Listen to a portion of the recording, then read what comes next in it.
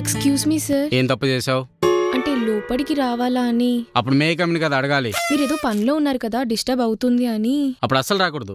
Sir, ఏంటి? May I come in? Come in.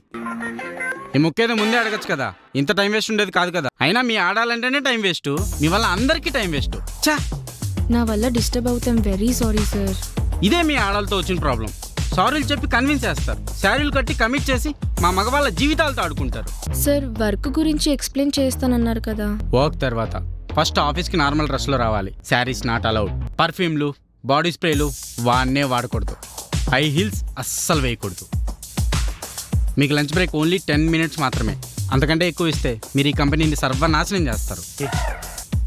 Salaries మీ అకౌంట్లోకి రావు, మీ ఇంట్లో ఉన్న మగవాళ్ళ అకౌంట్లోకి మాత్రమే క్రియేట్ అవుతాయి. ఇలాంటి రూల్స్ అన్నీ హెచ్ఆర్ దగ్గర ఉంటాయి.